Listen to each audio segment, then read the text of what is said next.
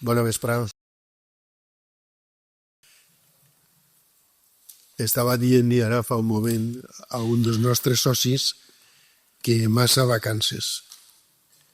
Des de finals de maig a finals d'octubre el cercle fruiter borrianenc ha estat de vacances. I jo crec que no ens ho podem permetre, perquè per a fidelitzar al teu públic, als teus socis, has de fer coses de tant en tant sense perdre la comba. Hem estat uns mesos, la veritat és que en la calor que feia i tot el món pendent d'anar ací, anar allà, i el mes d'octubre quasi s'acaba i no havíem previst les conferències. Enguany tenim una conferència que estava prevista des de ja fa molts mesos i la nostra nova síndica en cap, Àngels Escoín, què és el síndic en cap? Síndic en cap és, en la terminologia foral, el vicepresident del cercle fruiter. La nostra nova síndica en cap farà la presentació de Vicent Cantavella. Deixeu-me que diga abans que, com les vacances han estat tan prolongades, ara toca córrer. La propera setmana tindrem una altra conferència. I serà la Dana de València un any després. Una conferència que donarà el meu germà, Francesc Frank, que ja és un habitual de les conferències de l'aula, perquè va parlar sobre la construcció del port de Borriana i en acabant del règim del riu Sec i de la riuada del 56, i vindrà a explicar des de la perspectiva tècnica tot el referent a les causes i a la realitat de la catàstrofe d'ara fa un any en les comarques de l'Horta Sud del País Valencià. Àngels Escoín farà, diu que una breu presentació de la conferència d'avui en la que inevitablement anem a assistir a una mena de, no sé si ho diré bé, de necrològica sobre la indústria borrianenca, perquè el tren ha passat lluny, la séquia de Nules ha passat per la ratlla de Vila-real, l'autopista, per anar a l'autopista hi ha que creuar dos termes, i també la industrialització ha sigut una rara avis. Avui llegia jo en una enciclopèdia de l'arqueologia industrial valenciana que va dirigir Màrius García Bonafé sobre les antigues indústries de tots els pobles importants i comarques, i quan arriba a Borriana diu no sé què de dos papereres. Una és un edifici que no se sap ben bé el que hi ha dins, com una casa dels horrors, i l'altre és un erm, de manera que anava a portar el llibre per a fer una lectura ara abans de que Àngels diguera sobre el nostre conferenciant d'avui, i me n'he penedit perquè plorar se ve plorat de casa. Àngels, té la paraula. Moltes gràcies, Vicent. Jo m'he fet un xicotet guió perquè podria estar parlant moltes hores i la paraula és per al conferenciant. És per a mi un gran plaer presentar-vos a Vicent Cantavella Soler. Començaré dient que és llicenciat en Ciències Químiques de la Universitat de València, especialitat Química Industrial, i va obtindre el Premi Extraordinari de Llicenciatura en el curs 90-91. Després va realitzar un curs d'especialització en ceràmica a l'ENSI de Limoges, a França, i l'any 1988 es va doctorar en Enginyeria Química per la Universitat Jaume I, on també va rebre el Premi Extraordinari de Doctorat. Entre el 92 i 2013 va desenvolupar la seva tasca a l'Institut de Tecnologia Ceràmica, sent des del 2007 responsable de l'àrea de modernització. i compaginant aquesta feina amb la docència com a professor associat a la Universitat Jaume I. Ha codirigit 3 tesis doctorals, ha impartit diversos cursos nacionals i internacionals i és autor de nombrosos treballs publicats en revistes i congressos. A més, ha participat en 40 projectes de recerca, tant públics com privats. Del 2013 treballa a l'empresa Itaca, del grup Altadia, primer com a responsable d'àrea de processos i des del 2021 com a director d'innovació i desenvolupament de processos corporatius, liderant projectes d'automatització, d'analítica avançada de dades i implantació de noves tecnologies de procés. Per a fer un poc d'història, de cronologia, diré que es coneixem des de l'EGB. Més tard van coincidir novament a l'Institut Jaume I de Borriana. Ja des d'aquells temps d'escola, quan tot estava per descobrir, puc dir que Vicent, a més de traure excel·lent i matrícula d'honor en totes les assignatures cursades, només va tindre un notable en un examen d'història a segon de BUP. Sempre ha destacat per la seva curiositat, pel seu esperit tranquil però decidit i per aquella manera tan seua de voler entendre el perquè de les coses. Sempre ha sigut una persona racional, de ciències, que ha buscat la lògica, amb un sentit crític del món que l'envolta. Venim d'una època que creiem fermament que la societat evolucionaria millor, bevent dels clàssics i dels ideals de la il·lustració, convençuts que l'educació, l'aprenentatge acadèmic i el coneixement científic eren la millor eina per a construir un món més lliure, més just, més crític i, en definitiva, millor. Pensàvem que, com vivíem millor que els nostres pares, i a més s'acabava d'obrir pas en la promulgació de la Constitució espanyola, i diré solament el que proclama el seu article 1.1, que diu que Espanya es constitueix en un estat social i democràtic de dret que propugna com a valors superiors del seu ordenament jurídic la llibertat, la justícia, la igualtat i el pluralisme polític, creiem que s'obria un ventall d'oportunitats de coneixement i aprenentatge en tots els àmbits, que els fills de les classes treballadores i mitjanes adquiririen necessàriament a través de l'escola, l'educació i la formació, en definitiva. Per això creiem, sincerament, que les generacions venidores viurien millor que nosaltres. Cadascú hem fet el nostre camí, Vicent en el món de la ciència i la investigació i jo en el jurídic. 2 vocacions diferents però unides per un mateix fil conductor. La curiositat, la constància i el desig d'aprendre i entendre el món que ens envolta. Sempre he admirat en Vicent la seva tenacitat, el seu esperit crític i la seva manera serena però ferma de buscar respostes. És una persona brillant, humil i discreta, un treballador constant i compromès, que combina l'excel·lència professional i acadèmica a la seva senzillesa personal.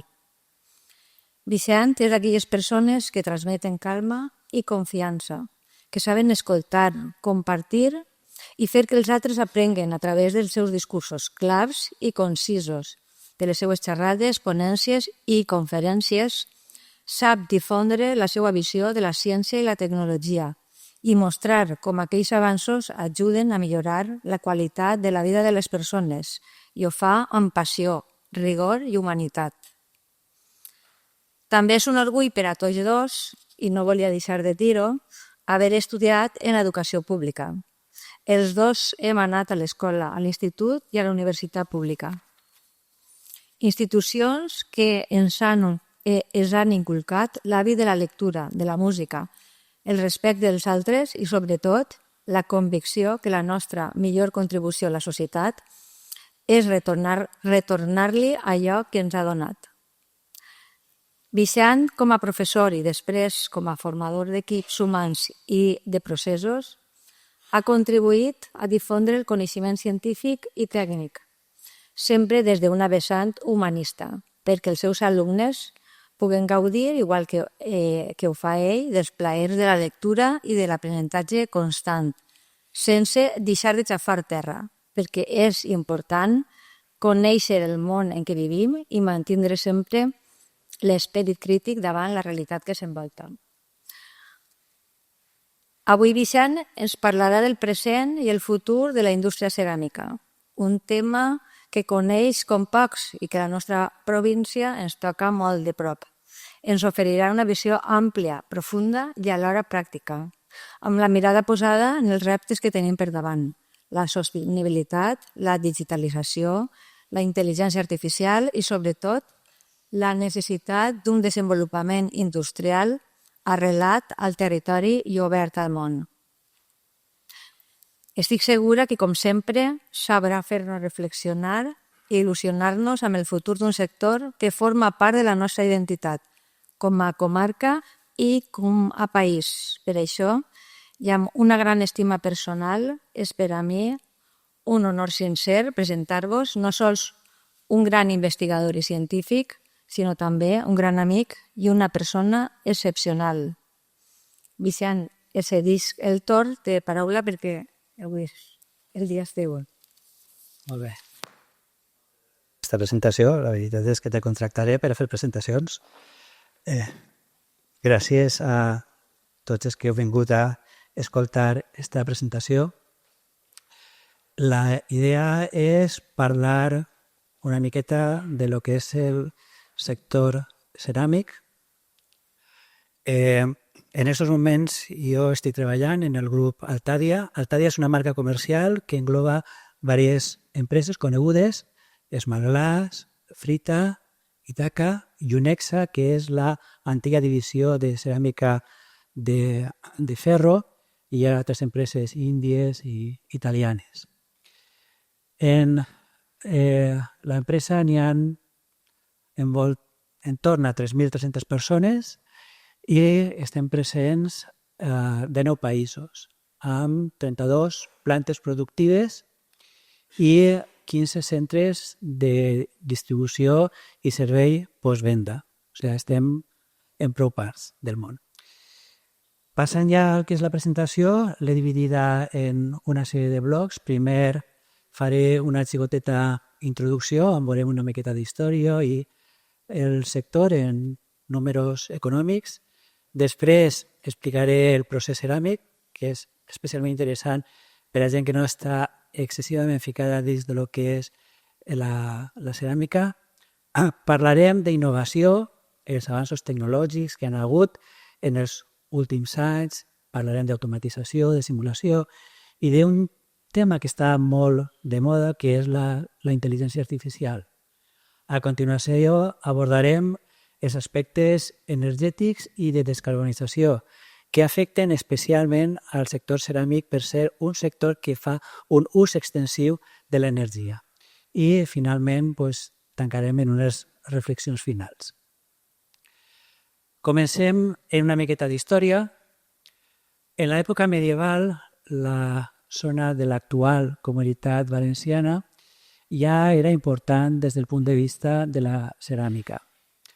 Amb l'expulsió dels moriscs en el segle XVIII hi ha una decadència del sector i és en l'arribada dels Borbons quan la part ceràmica torna a tindre una influència perquè ells miren una miqueta cap a França, cap a les porcelanes que s'estan desenvolupant allí i entonces la ceràmica se veu una miqueta com un objecte de luxe. N'hi ha un ressorgiment, com hem comentat, i en 1727 el comte d'Aranda funda la Reial Acadèmia d'Alcora, que dona a la ceràmica una projecció tant nacional com internacional. Avui en dia podeu visitar-la, hi ha una exposició. Donem un salt, passem al segle XIX, n'hi ha molts altibaixos en tot el procés este. En el segle XIX és important perquè la ceràmica comença a veure's no únicament com un objecte de luxe, un objecte en el que prima és la qualitat artística, sinó com algo més industrial, com algo de negoci. En la segona meitat del segle XIX, Castelló, Ribesalbes i Onda registren un gran augment de la indústria del taulell, abandonant el que és la losa, el producte més, diguem, tradicional. Durant els anys 20 del segle XX, la fabricació de taulells segueix augmentant, sobretot a Onda. En 1921, per a fer-nos una idea, n'hi havia 46 fàbriques. I en aquest període de temps se crea l'Escola Taller de Ceràmica de Onda. Després del 36, la producció ceràmica s'estabilitza, no n'hi ha un creixement i se té que esperar al segon pla de desenvolupament de la vivenda per a que se rellanci novament el sector. Però el que representa realment un impuls diferenciador del sector ceràmic en la província de Castelló és el procés que se produeix entre el 69 i el 73, on s'incorporen noves tècniques de fabricació en la indústria ceràmica. Per a fer-nos una idea, les exportacions passen d'un 16% a un 60%. I la producció en aquests moments en el que és la província representa el 85% de la producció total en Espanya. I se consolida una sèrie de ciutats com Villarreal, Onda, Alcora, Nules i Vilafamés com a centres productius. Desafortunadament, com hem comentat, Borriana no està entre les ciutats que opten a este desenvolupament CUF. Passem ara a veure una miqueta de números del sector ceràmic. Actualment, en la província de Castelló se produeix el 95% del total de taulells fabricats en Espanya, perquè us feu una idea de lo que és la importància de la província en aquest sector. L'últim any del que tenim dades, 2024, se van produir 400 milions de metres quadrats. Així, en aquesta gràfica podem veure quina és l'evolució dels últims anys. Veiem que ha hagut una lleugera reducció des de 2021, sobretot per totes les crisis que han hagut. En tot cas, en 2024 hi ha hagut un augment de 1,2% respecte a 2023.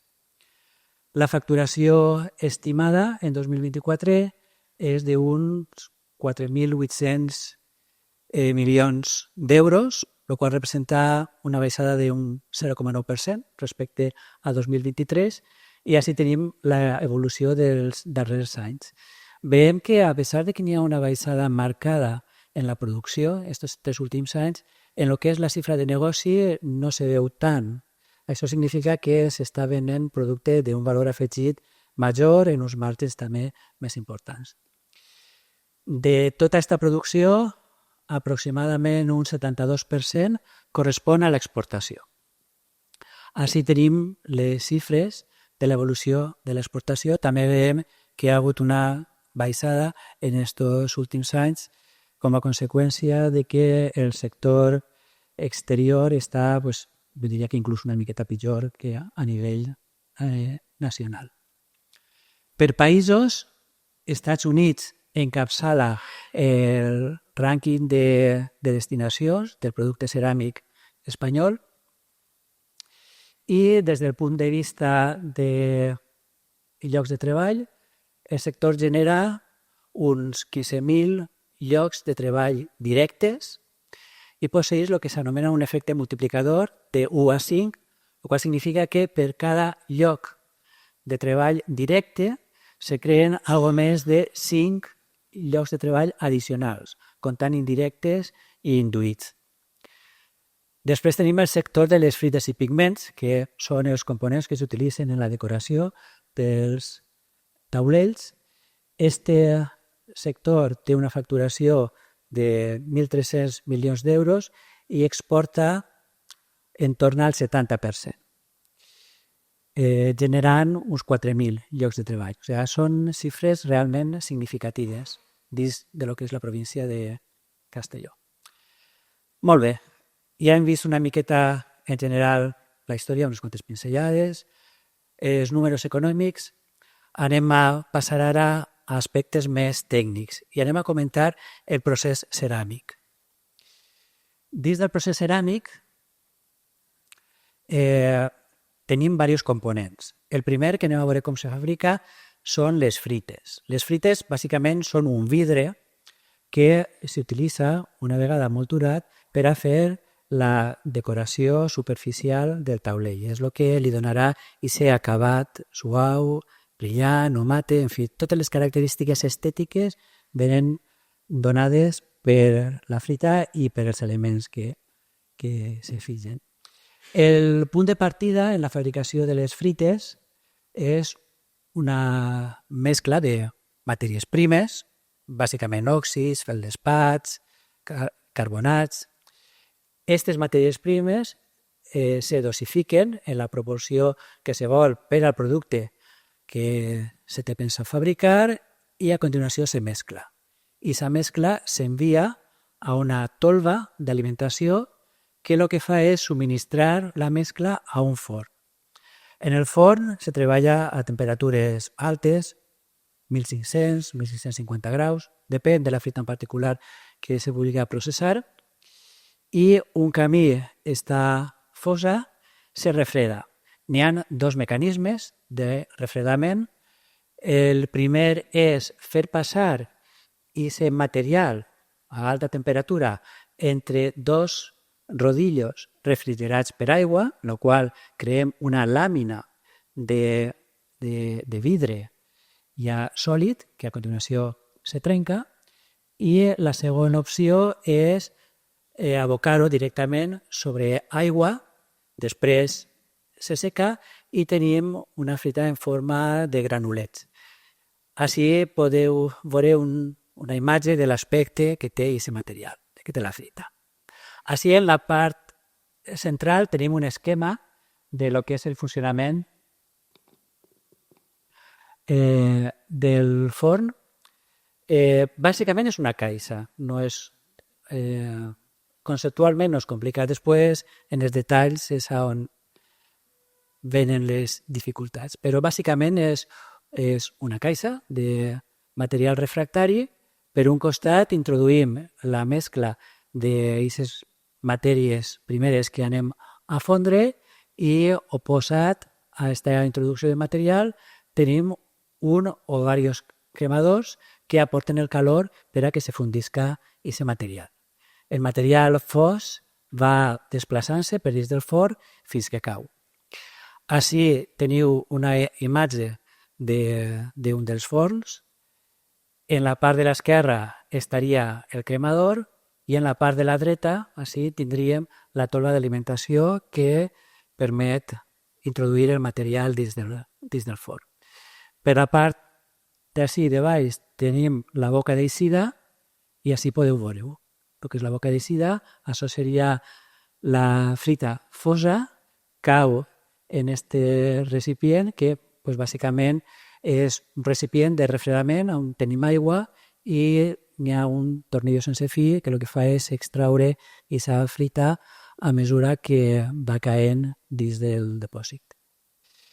Anem a parlar ara de la fabricació de pigments. Els pigments és bàsicament el que va donar color al taulell. El nostre punt de partida, com abans, les matèries primeres. Estos materials se molturen. Existeixen diferents mètodes per a fer la molturació. Un és utilitzar molins de boles i un altre és utilitzar el que s'anomenen molins jet. Estos molins jet consisteixen en un recipient, que és el cos del molí, on hi ha diversos injectors que introdueixen aire a pressió. Això genera una sèrie de moviment del material dins del propi molí, les partícules col·lisionen entre si i en aquest procés van trencant-se, el qual aconsegueix tindre una reducció de tamany de partícules sense que n'hi hagi cap tipus de contaminació per ningú agent extern. Després se mesclen les matèries molturades, on hi ha algunes, com hem vist, que no fa falta molturar i s'introdueixen directament en l'operació de mesclat, ja en la dosificació correcta, i a partir d'ahí tenim dos camins.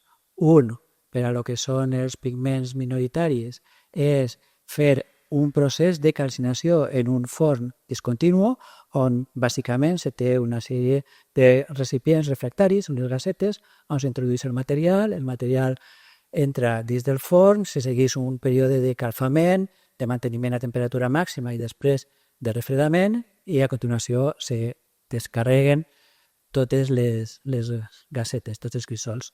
La segona alternativa és treballar en un forn continu en el que s'està alimentant aquesta mescla de matèries primes, el material va avançant per dins, se troba en gasos a alta temperatura, se produeix el procés de calcinació i a l'eixida pues, repleguem el material ja calcinat. Això no és el final.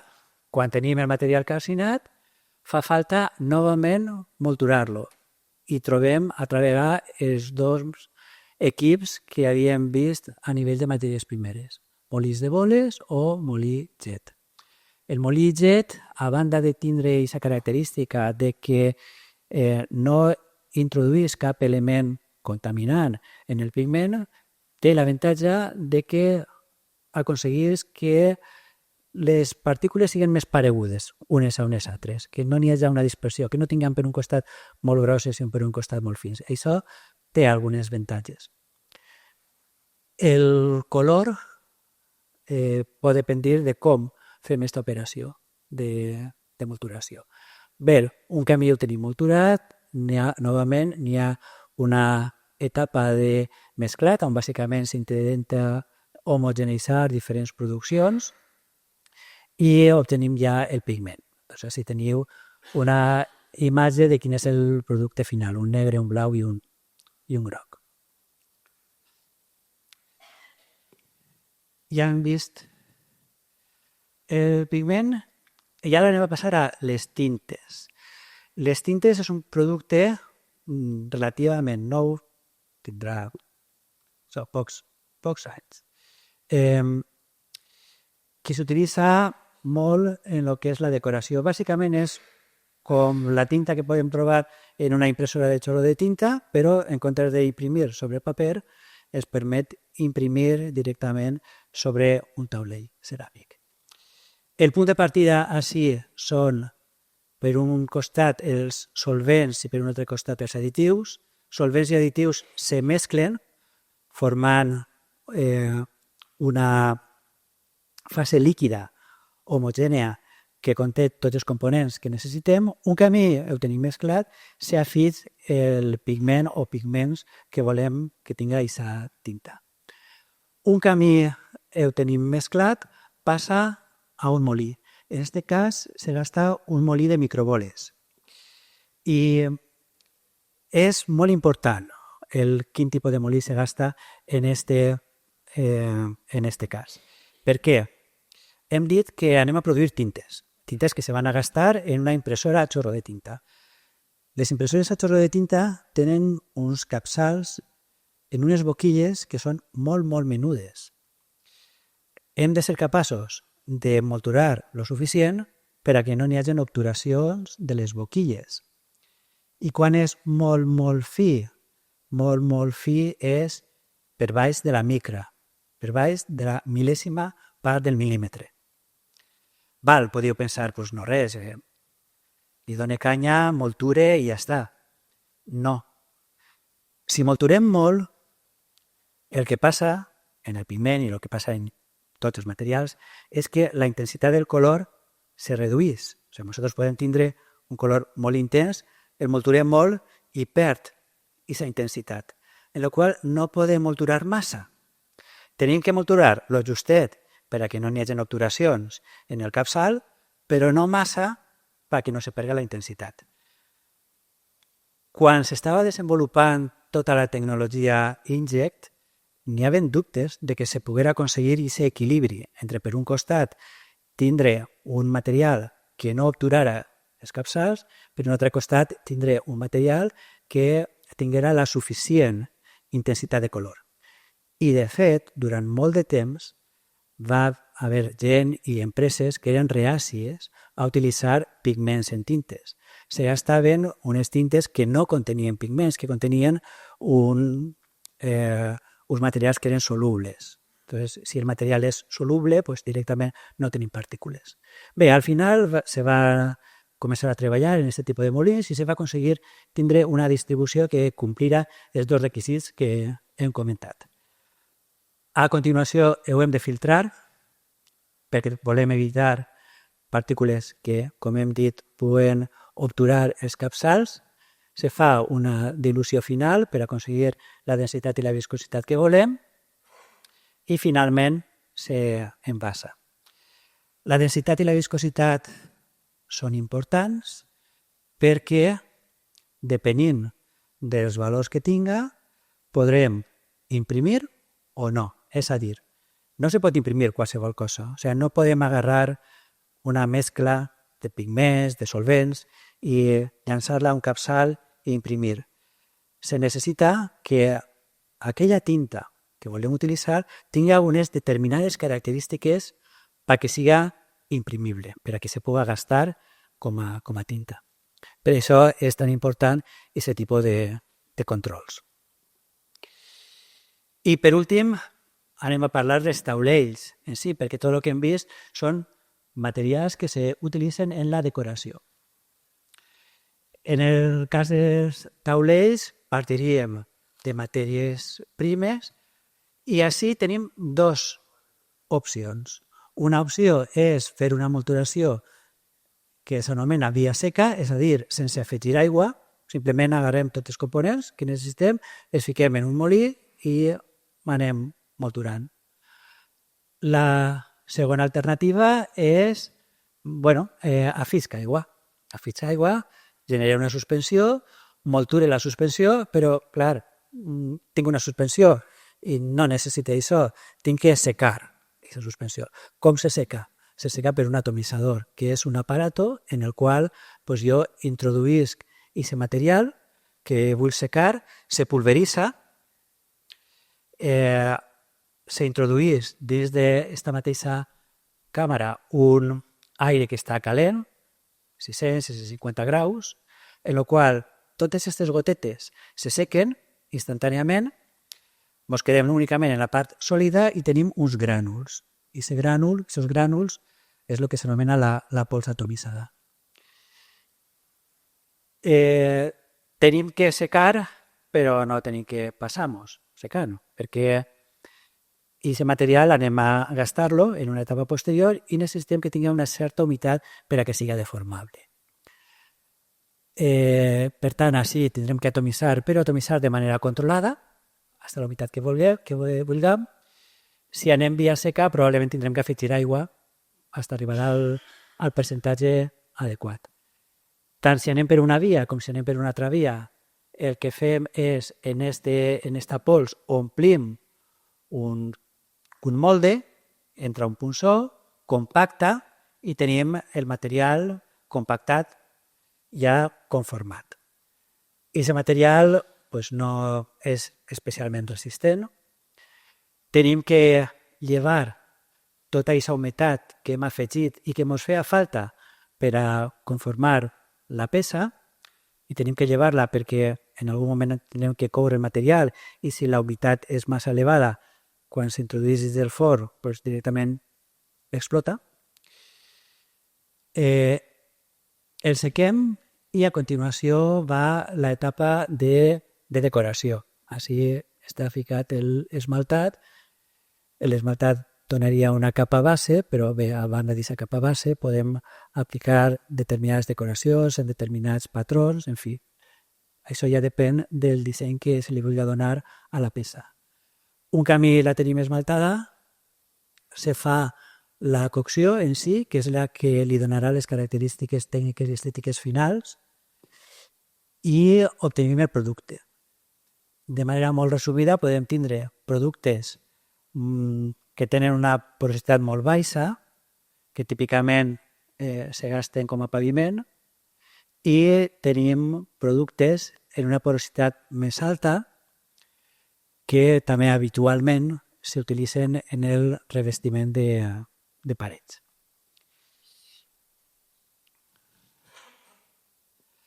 Així tenim una imatge de lo que seria un atomitzador. Una persona arribaria més o menys fins així, perquè us feu una idea de la magnitud. Així tenim una premsa i així tenim un detall. Veu? Així és on s'introdueix el material en una regleta. El material cau en el molde i després tenim el pulsor superior que baixa i compacta. Quant als forns, així tenim una imatge d'un forn modern. Esta seria l'eixida. Habitualment els forns poden tindre 100, 120 i més metres, o sigui, se trata de equips prou grans. Este que veu així és més antic, però he ficat la imatge perquè és interessant, perquè podeu veure tots els cremadors. Això d'ací són cremadors.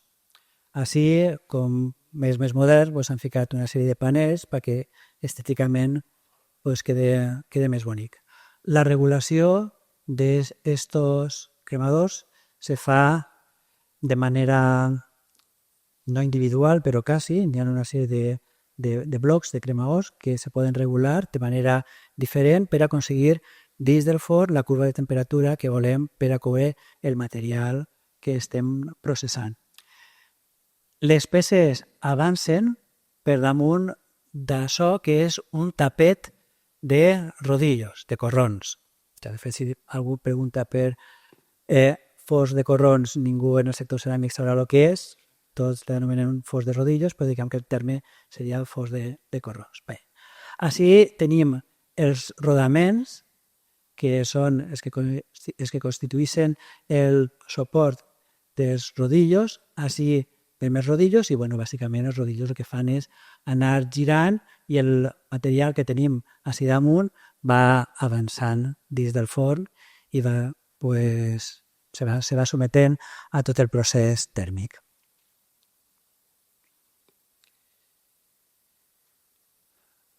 Anem a veure ara el següent bloc, el bloc dedicat a la innovació. I començarem per la part d'avanços tecnològics.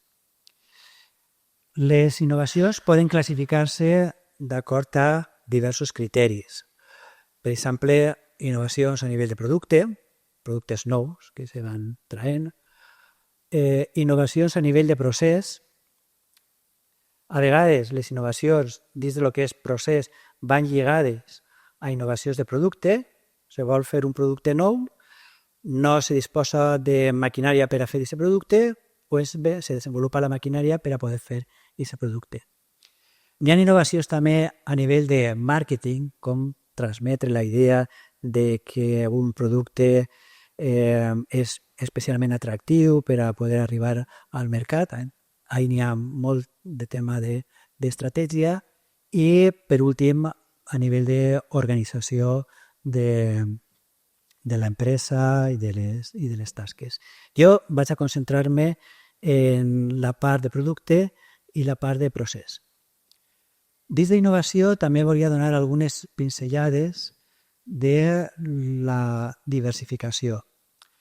Què és la diversificació? La diversificació és fer productes diferents. O sigui, si jo tinc una empresa que està produint un determinat tipus de producte, tinc un coneixement per a fer aquest producte. Podria utilitzar aquest coneixement per a fer algun altre producte i, per tant, accedir a mercats diferents? Això és una cosa que s'ha intentat fer en moltes ocasions i és complicat. És complicat perquè se tenen que superar dificultats tècniques, però després se té que entrar en mercats en els que millor no se té aquesta experiència. Quins productes s'està treballant? Per exemple, en aquests moments n'hi ha treballs fets a nivell experimental de treballar en piles per tal d'almacenar energia elèctrica en bateries. En el seu moment se va treballar també en temes de components electrònics, de varistors. Nosaltres, dins de lo que és Altadia, tenim 3 grups de diversificació.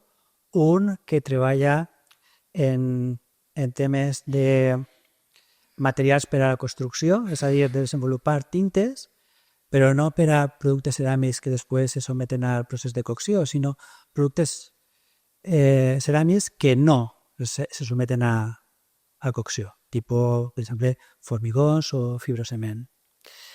S'està treballant en empaquetat, en packaging, per a desenvolupar tintes per a aquest sector, i s'està treballant molt en textil, desenvolupar tintes que siguin aplicables en estampat de teles. Dins de lo que són teles, una de les problemàtiques que existís és que els processos actuals són processos que gasten molta aigua i que són molt contaminants. L'opció de disposar de tecnologia d'impressió per xorro de tinta i tindre les tintes adequades per a fer aquest tipus de decoració sobre teles resulta molt atractiva. Evidentment, és un sector molt ampli, molt superior al sector ceràmic, però és tot un repte. Però bé, s'està treballant en ell i s'estan venent i s'han comercialitzat tintes per al sector textil. I n'hi ha empreses de maquinària de la província de Castelló que estan desenvolupant màquines per a la indústria textil de decoració. Dins de lo que és ceràmica en si, bé, així les innovacions són moltes. Jo he seleccionat algunes, les que m'han paregut més rellevants, que no tenen per què ser les millors segons els criteris de tot el món. Tenim els forns de corrons, forns de rodillos. Abans d'aquest tipus de forns estaven forns de vagonetes que tenien el problema de que el calor que rebia un material era diferent depenent de si la peça estava més al centre, més a les vores de les vagonetes, en el qual tenies gradients tèrmics més importants. En els forns de rodillos, com hem vist, bàsicament és un tapet de rodillos que va girant i la peça avança per damunt, en el qual la cocció se realitza de forma més homogènia. La monococció, i la monococció porosa en particular, abans se feien 2 coccions, la cocció del suport, i un canvi al suport estava cuit, se feia la cocció, se feia la decoració i la segona cocció, la cocció de fi. No? Així en Castelló se va ser precursor d'intentar fer les 2 coses a la vegada. En el que és el sector de les frites, els forns d'oxicombustió, que en comptes d'utilitzar aire que s'utilitzava com a comburent, utilitzar directament oxigen. La cogeneració, que després parlarem una miqueta en més detall de la cogeneració. El gres porcelànic, que al final és un producte d'un valor afegit major, és un producte, diguem, més d'alta tecnologia, més compactat. Els corrons o rodillos de decoració, que era una tècnica substituta de l'anterior, que era la serigrafia, que permetia fer decoracions de manera més homogènia, més repetitiva. El porcelànic, esmaltat, la impressió digital, que després parlarem en més detall d'ella, i els grans formats. Anem a veure, dins de lo que és la innovació, la cogeneració. Imaginem que tenim un combustible, que tenim, no sé, carbó o un gas, i volem produir energia elèctrica. Tenim les centrals tèrmiques. Com funcionen les centrals tèrmiques? Doncs bàsicament jo creme, genere uns fums, i aquests fums manegen una turbina, i aquesta turbina produeix energia elèctrica. El rendiment estarà en torn al 40%. Però se pot fer millor. Tenim les plantes de cicle combinat. En les plantes de cicle combinat tenim gas que, novament, El cremem, se maneja una primera turbina, els gasos que eixen d'ahir tenen uns 600 graus, no podem manejar la turbina, però el que sí podem és gastar aquests gasos per a calfar aigua, generar vapor i manejar una segona turbina. Entonces generem més energia elèctrica. Podem arribar a un rendiment del 60%. No molt més. Al final hi ha una limitació termodinàmica a la quantitat d'energia que podem treure d'algo que genera calor. Però en el sector ceràmic necessitem calor. Entonces a algú se li va ocurrir combinar les dues coses. Anem a cremar gas natural per a manejar una turbina i produir energia elèctrica. Part d'aquesta energia elèctrica se gasta en l'empresa, part se ven a la red. Generem uns fums que, com hem dit, estaran sobre els 600 graus. I aquests fums els introduïm a l'atomitzador, com havíem parlat abans d'aquesta etapa, que necessita aire calent. Doncs bé, utilitzem aquest aire calent per a generar aquests grànuls. Des del punt de vista energètic és molt, molt eficient. I va haver un període de temps en el que se van instal·lar moltes turbines de generació en atomitzadors grans. Eren atomitzadors que proporcionaven material no a una única empresa, sinó a diverses empreses. I, de fet, econòmicament era prou rentable el vendre l'energia elèctrica i després tindre la pols atomitzada.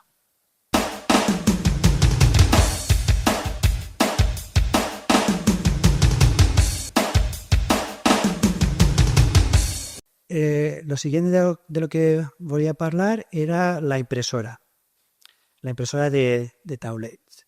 Així tenim l'aspecte que tindria una impressora, una Kerajet. Kerajet és una empresa de la província de Castelló. De fet, van ser els que van inventar la impressora per a materials ceràmics. En un moment en el que pocs apostaven per a aquesta tecnologia en aquest cas. Internament, el que tenim és això d'ací. Això són capçals. Així tenim una sèrie de foraets minúsculs per als quals ixen les gotetes de la tinta que volem projectar. Estos capçals se munten en una estructura d'aquest tipus, que és el que s'anomena la barra d'impressió. I aquesta barra d'impressió se col·loca en la màquina. Tenim diverses barres en la mateixa màquina. La peça passaria per baix d'estos capçals i se fa la decoració. Se fa la decoració en una única passada. La impressora que tenim en casa té que fer un procés de zig-zag per tal d'imprimir la fulla de paper. Això ho fa en una única passada, és el que s'anomena single pass. Va representar i ha representat una revolució en el món ceràmic i jo diria que pràcticament tot el món utilitza aquesta tecnologia en part de la decoració de les peces ceràmiques. Després tenim els grans formats. Clar, la pregunta és com fem un gran format? Com fem una peça que pot tindre 3 metres de llarg per més d'un metre o 1 metre i mig d'ample? Doncs així cal desenvolupar màquines especials. Són màquines, així teniu a nivell esquemàtic, tenim un parell de rodillos en la part inferior, un parell de rodillos en la part superior, el material s'alimenta per així, va passant i a mesura que avança se va comprimint, perquè la distància que hi ha entre aquests dos rodillos és més menuda que la que hi ha entre aquests dos. El qual al final el que tenim és una làmina prima de material que pot tindre, en principi, les dimensions, el que és longitud que vulguem. Quin avantatge té aquests grans formats? Pues tenim la part estètica, diguem que s'han ficat de moda els grans formats, Però n'hi ha una altra part que és més útil i és que treballant d'esta manera nosaltres podem fer peces molt primes. Fer peces primes té dos avantatges. Gastem menys material i gastem menys energia per a coure aquest material. Teniu en compte que d'un material ceràmic el que volem és la superfície. No volem que tingui un espessor, almenys per a determinades aplicacions. Per exemple, en parets. Una altra cosa és que el producte tinguem que ficar-lo en una zona d'alt trànsit i tinga que tindre una resistència mecànica perquè anem a xafar-ho. Però, deixant a banda això, en el que és parets, no estem exigint una resistència molt elevada, en la qual, si reduïm espessor, estalviarem.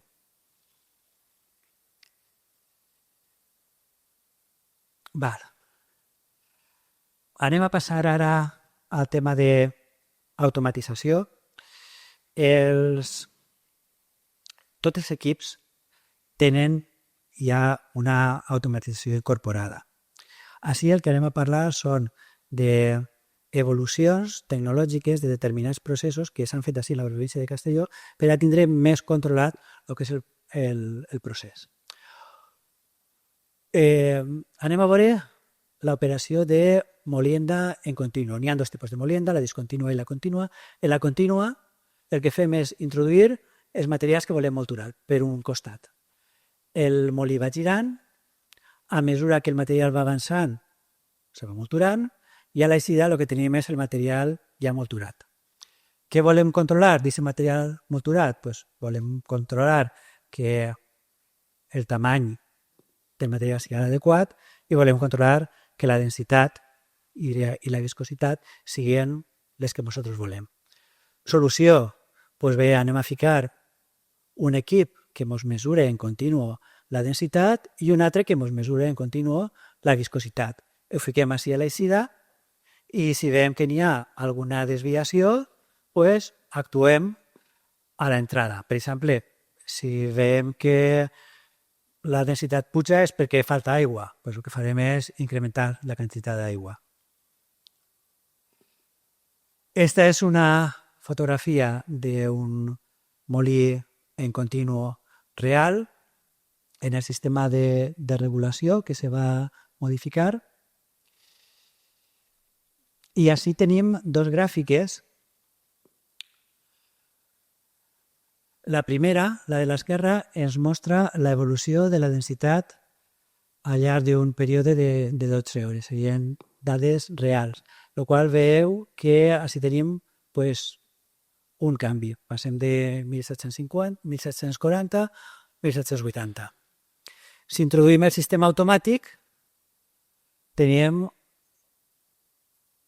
sí, en color verd. Veiem que tenim una homogeneïtat millor, més uniformitat. Com s'aconsegueix això? Pues, si mirem, esta curva d'ací conté l'apertura de la vàlvula d'aigua. El que hem fet és anar, segurament el sistema el que tendria és augmentar la densitat, el que hem fet és anar obrint aquesta vàlvula d'aigua de manera automàtica per tal de mantenir la densitat en el valor que volem.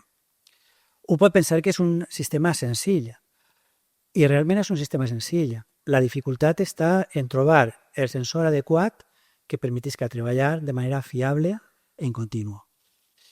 Un altre cas és l'atomitzador, del que ja hem parlat en alguna... hem parlat abans. Havíem comentat que el que volem és secar, però no secar massa, secar en el punt adequat. I normalment el que se feia és, jo ajuste la temperatura a la que vull que treballi i vaig mesurant la humitat de quan en quan. A mesura estic amb ull, val, perfecte. Està massa humit, doncs augmenta la temperatura. Està massa sec, doncs baixa la temperatura. I aquesta operació era manual. Solució, doncs fiquem un sensor que ens mesura en continu la humitat del material. En funció d'aquesta humitat, actuem directament sobre la temperatura de consigna. I treballant d'aquesta manera, doncs, novament aconseguim una major uniformitat. En roig tenim l'evolució habitual que podia tindre la humitat al llarg d'un període de diverses hores i en blau tenim l'evolució de la humitat en el sistema de control. Anem a passar a la simulació. En la simulació vaig a donar-vos únicament un parell d'exemples de coses que s'han fet des del món ceràmic. Un afecta o aplicaria al material i un altre afectaria al procés. Comencem en el del material. Així tenim una peça de gres porcelànic. Si la mirem de prop, i de prop vull dir en un microscopi electrònic, el que veiem és algo d'aquest tipus. És un material en el que tenim unes zones així oscures, que són poros, tenim unes partícules grans, que són de quars, unes que són més brillants, que és zirconi, i tenim una sèrie de grietes, d'esquerdes, que estan a vegades rodejant a les partícules, a vegades les atravessen. Aquestes grietes el que fan és debilitar l'estructura, en la qual el que voldríem és tindre-les el més controlades possible. N'hi ha diverses maneres de fer això, però en el treball que anem a veure ara el que se va intentar és entendre per què estava passant això. I per tal d'entendre-ho, el que vam fer és utilitzar un model senzill. Anem a considerar que tenim una matriu i tenim una partícula solta. Solta, adherida a la matriu, però només una partícula. Aquesta partícula anem a considerar que pot tindre diferents formes. Una redona, una rectangular, una més quadrada, una més tipus elipse, i anem a veure què és el que passa quan aquesta peça la calfem i després la refredem. Aquestes grietes per què se produeixen? Se produeixen perquè la partícula, quan s'està gelant, i aquesta és la part crítica, se contrau i se contrau més que la matriu. Entonces, imaginem que tenim dues coses pegades, una així i una altra així. Esta contrau més. Si se contrau més, se despega, en el qual se provoquen aquestes grietes que hi ha alrededor o inclús se pot arribar a partir. Doncs bé, volíem estudiar com se produïa aquest fenomen. Tinc que dir que no és fàcil. Numèricament, estudiar aquest procés no és fàcil. Vam gastar un mètode que s'anomena MPM, Material Point Method, que bàsicament és, jo vull estudiar el material vaig a ficar-lo dins d'una malla. I aquesta malla té uns punts d'intersecció, que és això d'ací, els nodes, on vaig a calcular el que m'interessa, siga temperatura, siga tensions, el que siga. Però el material en si pot evolucionar, poden haver grietes, en la qual una malla d'estes estàtica no me serveix. Necessito una malla que siga dinàmica, que pugui adaptar-se. I això ho aconseguís creant una segona malla basada en punts materials. Una malla que està... realment no és una estructura de malla, és una estructura d'un conjunt de punts que estan ahí i que poden manejar-se en el propi material. Això me permetís de forma molt senzilla estudiar materials que se fissuren, que és precisament el que vull estudiar, o materials que tenen diferents parts que no estan cohesionades.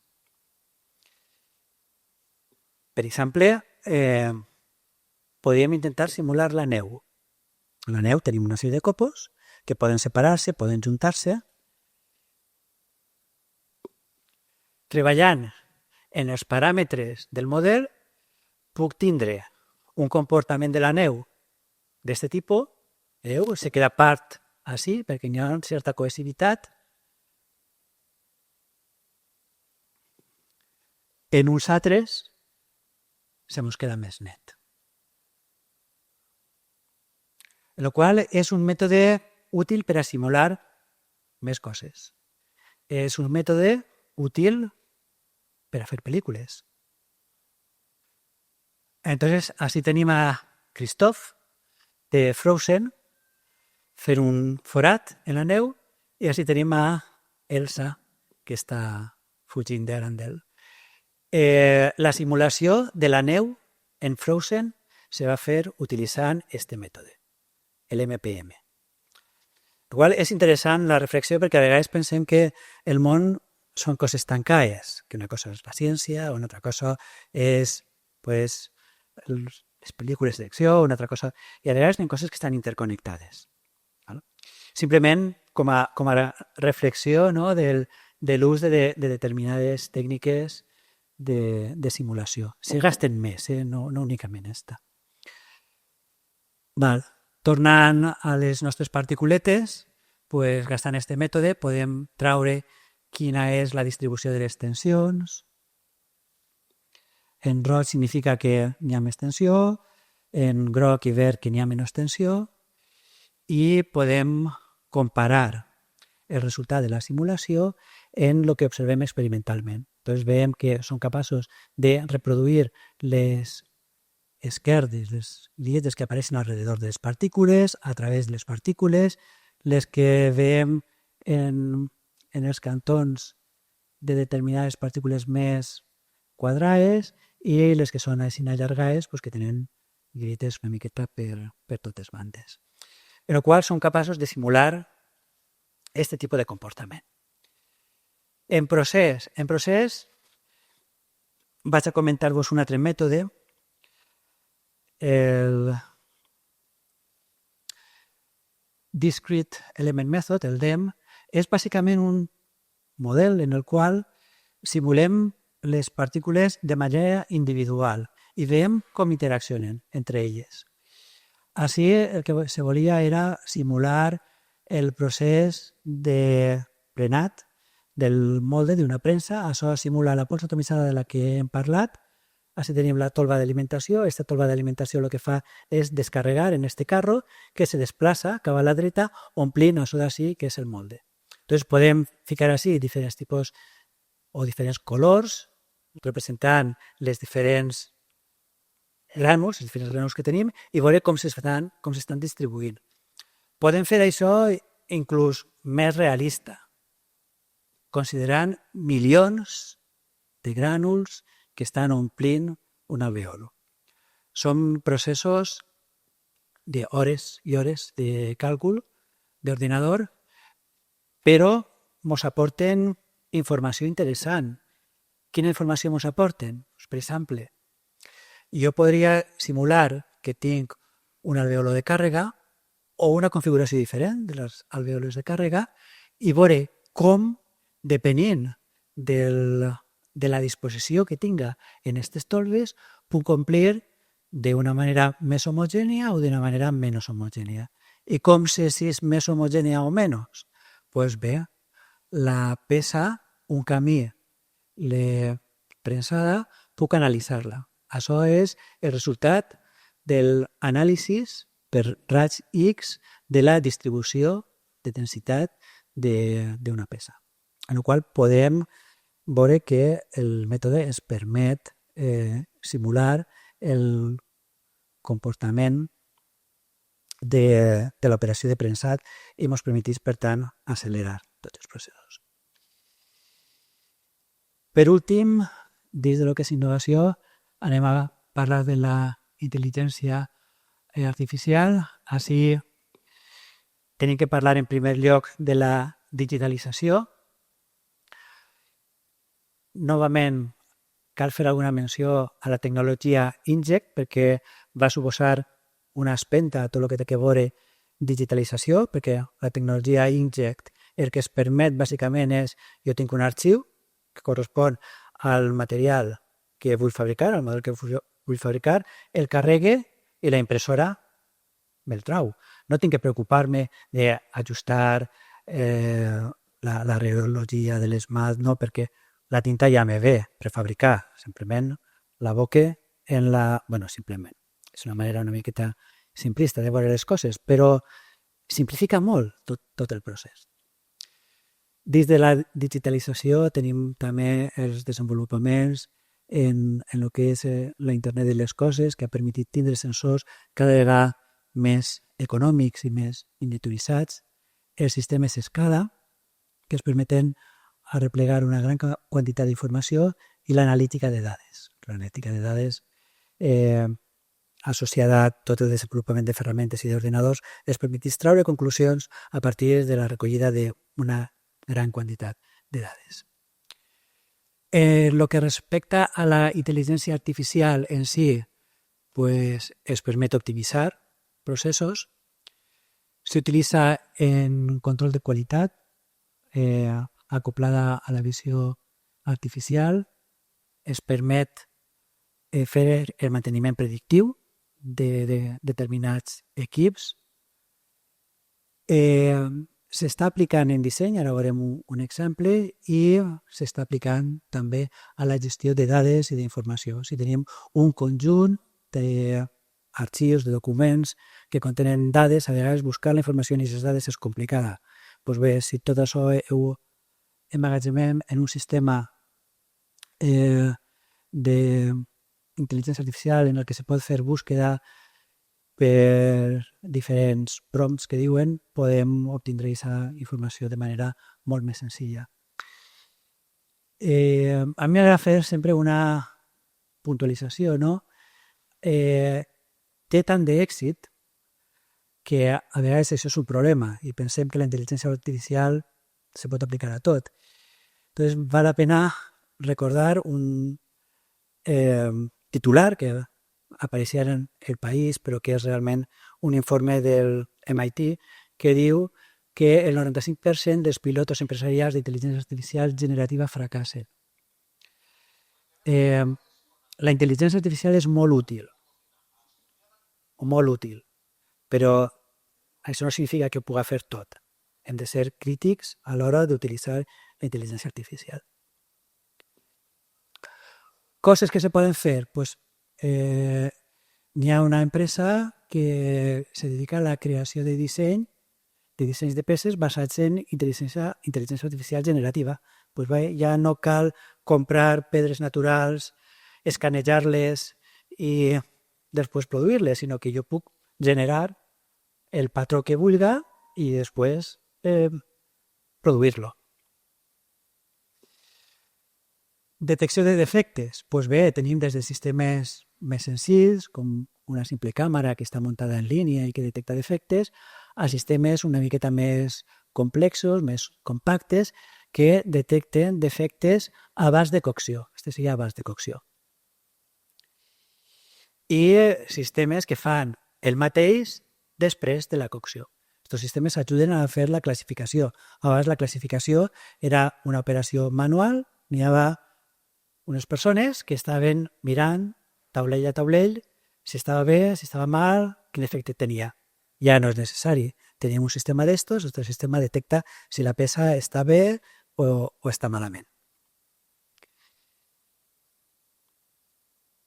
I en la part de gestió de la informació, pues, volia mencionar un projecte que està desenvolupant l'ITC, se diu Gaiatech, que bàsicament el que fa és explotar la informació de tot el que té que veure en ceràmica desenvolupat en l'ITC, el qual resulta pràctic perquè se té informació tant de lo que és materials, el processat d'aquests materials o el producte. Qual, en comptes de tindre una gran base de dades i preguntar, pues, escolta, com resolc aquest problema o com resolc l'altre problema o què és el que passa si vull obtindre un material brillant en aquestes característiques. Pues bé, així se fa la consulta en un tipus chat GPT, però la base de dades que utilitza, en comptes de ser, pues, la base de dades de chat GPT, és una base de dades restringida i especialitzada en el món de la ceràmica. I això és un projecte que s'ha fet una prepresentació, encara no està disponible, però properament estarà ja disponible. L'últim bloc és el d'energia i descarbonització. Així tenim l'ús de l'energia en el sector ceràmic. Aproximadament el 90% de l'energia ens ve del gas natural, el 10% de l'electricitat. D'este 90%, el 38% s'utilitza en cogeneració, que ja hem explicat el que era, i el 62% en procés ceràmic. D'esta cogeneració, una part va a electricitat i una altra part va a la producció d'energia, energia tèrmica. Aquesta energia tèrmica s'introduirà en l'atomització. L'electricitat, com havíem vist abans, podem o consumir-la des de la pròpia empresa o vendre-la. Bueno, realment, les dues coses. Part d'esta energia se gasta també en secar les peces i la part més important està associada a la cocció. En tots aquests casos, després tenim uns gasos que directament se llancen a l'atmosfera. I l'electricitat, doncs, bé, directament el 100% va a lo que és el procés. I què passa si el preu del gas puja? Així tenim un indicador del preu del gas. Perquè ens fem una idea, sobre el 2020 aquest indicador estaria sobre els 5 euros megawatt. En el moment de crisi va pujar fins 250. En realitat està una miqueta més amortiguat, però podem parlar que en els moments de crisi la factura elèctrica, la factura de gas se va multiplicar per un factor 10. Això és molt en una empresa que utilitza molt de gas, com és el sector ceràmic. Va haver empreses que van decidir no obrir, van decidir prolongar el període de vacances perquè realment no era competitiu el que estaven obtenint. Què se pot fer ahir? Doncs bé, se pot intentar estalviar i en el sector ceràmic s'ha intentat estalviar. Així tenim l'evolució de les emissions que estarien associades a l'energia del gas que estem gastant. Veu que des de els 80 fins a l'actualitat aproximadament s'ha produït una reducció del 60% en energia, en gran part pel canvi de combustibles i també pel canvi de la tecnologia productiva.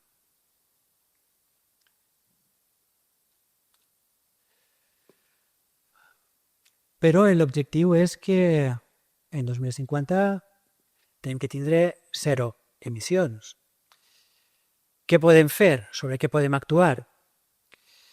Dins del sector ceràmic, en general, podem estalviar, és la resposta òbvia, reaprofitar, si genera alguna cosa, per aquesta calor puc aprofitar-lo d'alguna manera dins del mateix procés, l'aprofite. Puc recuperar-lo en altres etapes del procés. Puc electrificar, vaig a gastar energia elèctrica en comptes de gastar gas natural. Puc utilitzar hidrogen. Puc utilitzar biometà. D'estes, l'alternativa millor és el biometà, perquè no tenim que fer res. El problema és que no tenim biometà. És un problema menor. Sí que n'hi ha, però molt poquet, no en les quantitats que realment se requeririen. Dins del sector dels taulells, reduir l'espessor, que ja ho hem parlat. Si fem la peça més menuda necessitem menys energia. I en el subsector de frites, utilitzar la oxicombustió. Entonces, en comptes de utilizar aire para combinarlo en el gas, que genera una gran cantidad de nitrogen que al final el llance a l'atmosfera, pues utilice oxigen pur, entre cometes. El reaprofitament, no vull que estendrem molt en això, bàsicament en el que és el sector de frites. Quan treballem en forns que utilitzen aire com a comburent, el que se fa sempre és en els fums ficar intercanviadors de calor que permetissin calfar aire que vaig a gastar com a comburent. Bé, els fums me servissin per a calfar l'aire que després introduïsquen el cremador.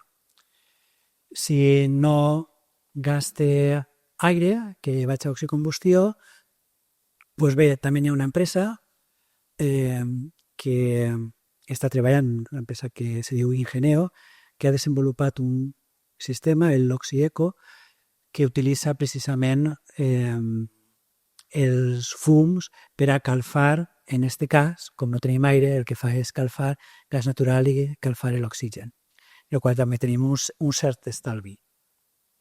És algo que està en període de proves. El forn genera fums calents.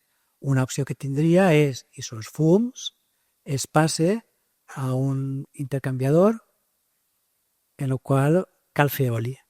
I què faig en aquest oli? El porte a una altra part de la planta, però per exemple el secadero, per a calfar aire.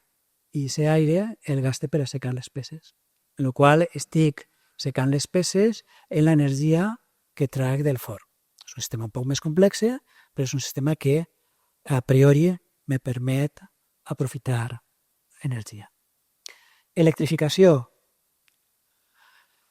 Bé, sobre el paper, interessant. Estem per ací. Estem en 2025. En aquests moments, el consum d'energia elèctrica són 1.615 gigawatts hora a l'any. I tenim 2 forns elèctrics. Si volem arribar a 2050 a una electrificació del 100%, necessitaríem alguna cosa com 306 forns en un consum elèctric de 7.117 gigawatts hora per any. Això planteja molts reptes, molts. No únicament disposar dels forns en si, sinó també de la infraestructura que permetisca distribuir aquesta energia elèctrica, infraestructura que en aquests moments no existeix. El qual ahí n'hi ha treball a fer. Però els forns elèctrics existeixen. N'hi ha un en l'empresa Equip que ha desenvolupat SystemFoc. SystemFoc és una empresa també de la província de Castelló, el qual és interessant. Les empreses de maquinària de Castelló estan apostant per la maquinària i per el desenvolupament. És un forn, com vos he dit, que utilitza resistències elèctriques. L'estalvi respecte al gas, el xifren, depèn de qui ho diga, entre el 30 i el 50%. És alt perquè al final el volum de fums que tenim dins del forn és prou més baix i, segons Equip, econòmicament ja és competitiu front al gas natural. Kerajet ha desenvolupat també un forn elèctric que l'any que ve s'instal·larà en Palmesa.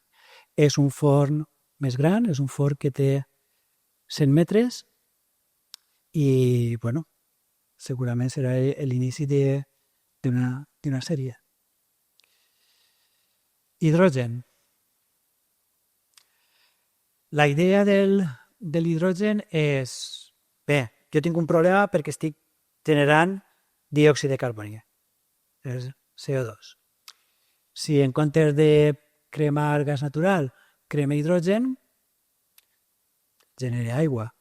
No tinc el problema del CO2. Val. Però hi ha una trampa. La trampa és que l'hidrogen no és una font d'energia, l'hidrogen és un vector d'energia. És algo que es permetís transportar l'energia, igual que l'electricitat. L'electricitat en si no és una font d'energia, és un vector. Per tant, com produïsc aquest hidrogen? I aquesta és la clau. si jo sóc capaç de produir l'hidrogen per fonts renovables, tindré un hidrogen que s'anomena verd i eco-friendly. Si no és així, pues no serà el cas. En el tema de l'hidrogen s'ha de veure, en primer lloc, la viabilitat tècnica de substituir este gas natural per hidrogen, després la infraestructura de la distribució, o sigui, com porta aquest hidrogen d'un punt a un altre punt, i el cost de l'hidrogen. Però bueno, al final, si el cost baixa, la infraestructura se pot muntar. I ja n'hi ha projectes en aquest sentit. Tenim el projecte Orange Bat, és un projecte d'una empresa suïssa, Smart Energy, que va a muntar un electrolitzador de 100 megawatts en onda i un de 80 megawatts en l'Alcora.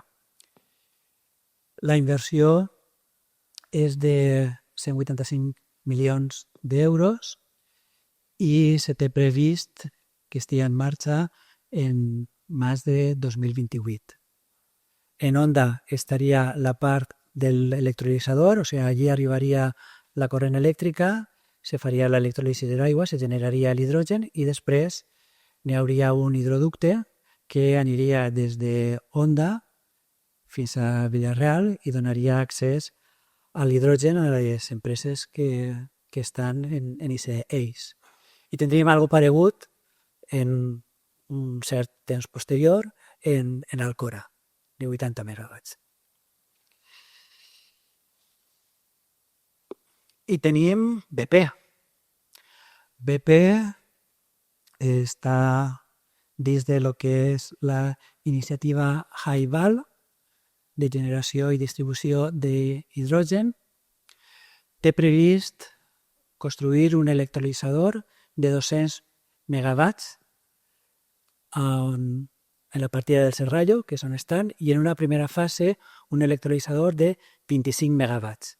I aquest electrolitzador de 25 megawatts bàsicament produirà hidrogen per a consum propi de la planta de BP. Dins de lo que és el procés de refinament de petroli, n'hi ha etapes en les que se requereix l'hidrogen bàsicament per eliminar sofre i en aquest moment l'hidrogen que estan gastant no ve de fonts renovables, és un hidrogen que ve del gas natural. El que ells volen és utilitzar directament hidrogen que vinga d'aquestes fonts renovables, hidrogen que s'anomena verd i, com vos he dit, en una segona fase, anar escalant. La primera fase té una inversió de 70 milions d'euros. El cost del projecte total són 2.000 milions d'euros, però això incorpora tot, inclús el tema dels gasoductes. Està previst que entre en marxa el segon semestre de 2026. És a dir, no estem parlant de ciència-ficció, estem parlant de coses que van a poc, però n'hi ha terminis. L'hidrogen, com vos he dit, és un vector, com l'electricitat, i té una sèrie de característiques que el fan diferent del gas natural. Una de les característiques és que la quantitat d'energia que té per unitat de volum és menor. De fet, si nosaltres, per exemple, parlàrem de fer una mescla al 75% d'hidrogen i el 25% de gas natural, ens podria parecer molt, molt interessant. Podríem dir, això sí que ja només ens falta un 25% més. El problema és que si anem a un 75%, la quantitat d'energia que està portant l'hidrogen és menys de la meitat. Per això, quan a vegades se diu el percentatge màxim d'hidrogen que se pot utilitzar a nivell industrial sense fer cap canvi en res és del 20%. El 20% en energia és realment molt, molt poquet. Per tant, tenim que anar a percentatges alts d'introducció d'hidrogen si volem que sigui significatiu. Però bé, està clar que tot ajuda. Segona característica, la velocitat de la flama és major. Ara si tenim la velocitat de la flama quan augmenta el percentatge d'hidrogen, pues augmenta el percentatge d'hidrogen i se mos puja. Que la velocitat de la flama sigui més ràpida significa, bàsicament i simplificant, que tingui que canviar cremadors. Els cremadors que gaste per a gas natural no me servissen. I tinc que tindre cuidado. Tercera característica, que la flama i l'atmosfera que se generen els fums són més transparents. De fet, en determinades condicions, la flama de l'hidrogen no se veu. El qual és un perill, perquè si tu la flama la veus, dius, no m'arrime, però si tu la flama no la veus, pot ser un perill. No és únicament un tema de seguretat, és també un tema de que la transferència de calor pot ser diferent. Si tenim una flama que és més transparent o una que és menys transparent, potencialment això podria tindre influència en com se transferís el calor des de les flames fins al material que volem calfar. Així i tot, l'hidrogen s'ha gastat en la fabricació de frites. N'hi ha un projecte, el projecte H2Frit, que està subvencionat per la Generalitat Valenciana i que bàsicament el que ha fet és demostrar la viabilitat tècnica de l'ús de l'hidrogen com a combustible en la fabricació de les frites. Hem vist que el consum energètic és semblant en el cas d'utilitzar hidrogen respecte a utilitzar gas natural. Hem vist també que la productivitat del forn és pareguda i la qualitat de la frita que obtenem pues, també està en el mateix ordre. No podem dir que vagi millor ni pitjor. I s'han gastat també l'hidrogen en forns de rodillos, forns de corrons. Així tenim la imatge de SACMI, que té un fornet a nivell prototip en el que va utilitzar l'hidrogen i bueno, també tenim la peça que van coure utilitzant hidrogen. I ja simplement per a acabar la presentació, unes quantes reflexions. El sector ceràmic hem vist que és un sector important, de fet representa el 28% del PIB de la província. Hem vist també que té una gran capacitat innovadora i exportadora.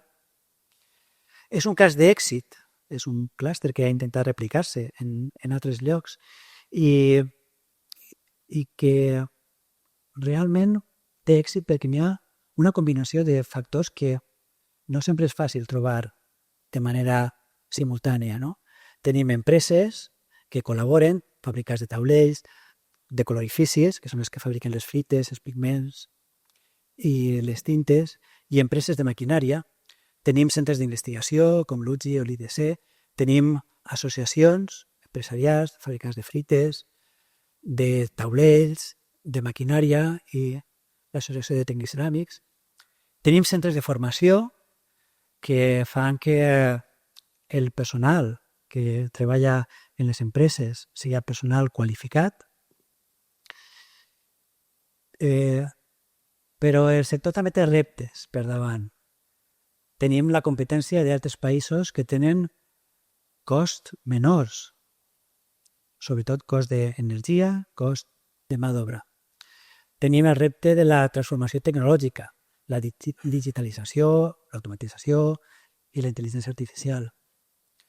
Tenim el repte de la descarbonització, com aconseguir eliminar aquest diòxid de carboni, i el tema de l'energia i el seu cost, que al final estan relacionats en certa mesura.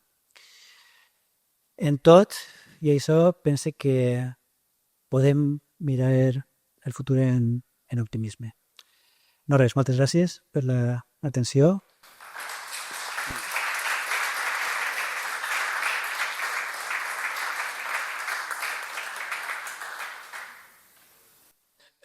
Dos coses.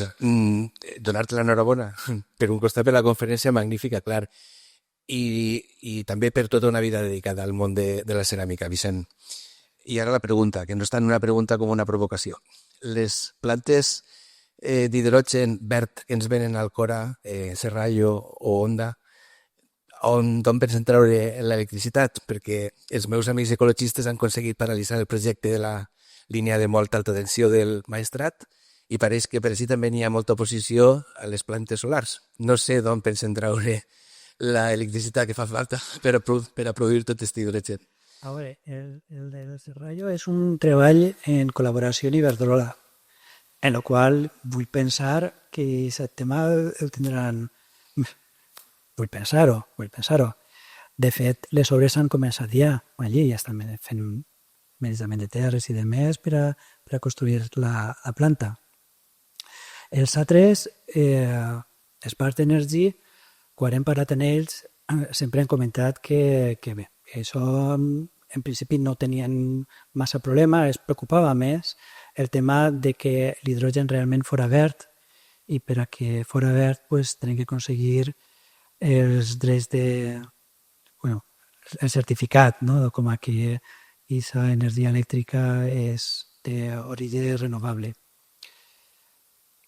Però és veritat que n'hi ha temes de distribució d'energia elèctrica que són un repte i que nosaltres per a fer determinades ampliacions pues, tens problemes perquè no sempre pots disposar de l'energia a nivell de potència que necessitaries. Poques preguntes heu fet, Sabeu que vos ho sabeu tot. Bé, jo no vaig a fer-te cap pregunta perquè després anem a sopar i allí el podem abordar. Però sí dir-te que en principi era un poc escèptic sobre el contingut de la conferència. Escèptic, tot i que no haver-me dedicat a aquesta professió, jo vaig estudiar 3 anys d'enginyeria industrial i volia ser enginyer per a ocupar-me dels temes nuclears. Vaig canviar com Sant Pau, que va caure del cavall i vaig canviar de religió, me vaig fer jurista i politòleg. L'assignatura que més me va encantar de les primeres de matèria era la resistència de materials. I estava disfrutant quan explicaves tots els experiments que heu fet per a veure les partícules i veure per què trenquen, per què tenen diferent moment de cocció, diferent consistència, etc. En resum, dir-te que a mi m'ha encantat la conferència i que sent una persona relativament aliena al món industrial, perquè jo ja ni me'n recordo de fer derivades ni de les resistències materials, ni de la topografia, ni de la física nuclear que estudiava, ni res d'això. Però m'ha encantat i volia felicitar-te en nom del Cercle Fruiter i felicitar també a Àngels per la idea d'haver-te dut. I, com sempre, nosaltres, als nostres conferenciants, els fem un regal que és fonamentalment un regal simbòlic. Ton pare és de Vila-real, ta mare de Borriana. Tu vius a Castelló, és a dir, estàs en pecat mosgol. Però nosaltres anem a fer-te un regal que te va entregar ara Àngels, que te recordarà que la teua Jerusalem està ací. Així que gràcies per vindre, gràcies a vostès per vindre, i ara Àngels te farà donar-se. Le dic gràcies, ha sigut plaer, per lo que està, l'hauria... Sí. Gràcies.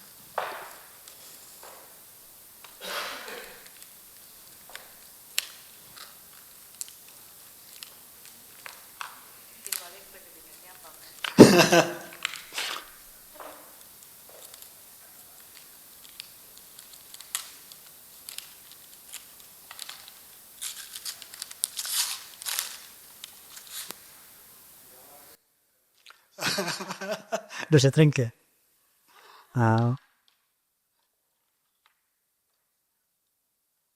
Campanar de Borriana.